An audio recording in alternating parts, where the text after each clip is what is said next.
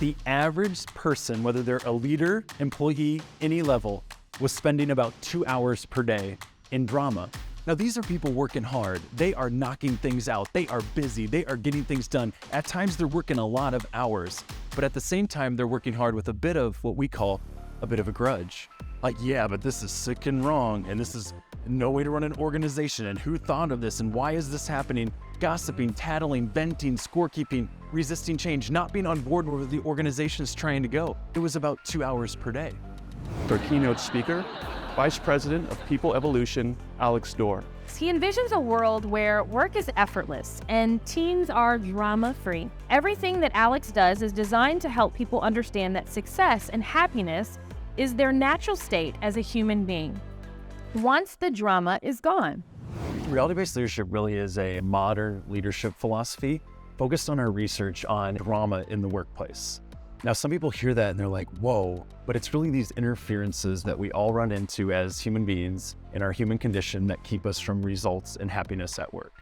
And so when people start to cite their circumstances as the reasons they can't succeed, what we know in reality-based leadership is that your circumstances are never the reason you can't succeed.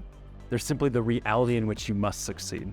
And so what we've done is looked at that research over the last 25 years of conventional leadership wisdoms, and we checked to see if those actually work, and if they actually make work more effortless.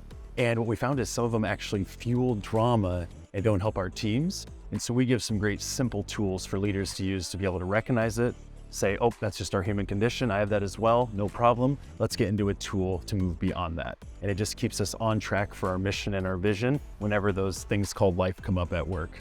See, your stress or your team's stress is never caused from their reality. It's always from the story they make up about reality.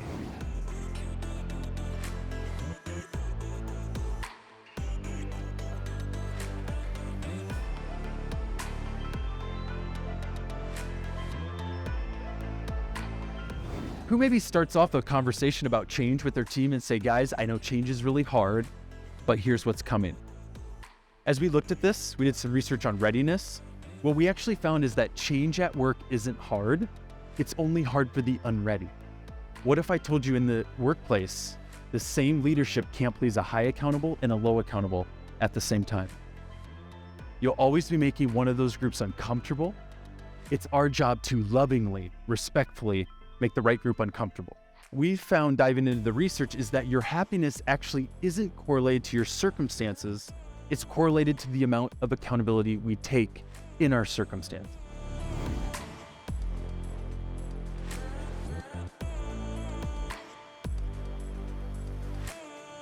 Our ego, to stay alive, it actually eats anger for lunch.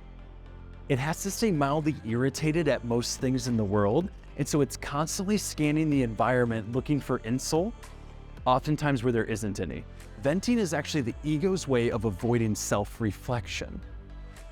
And why is that important?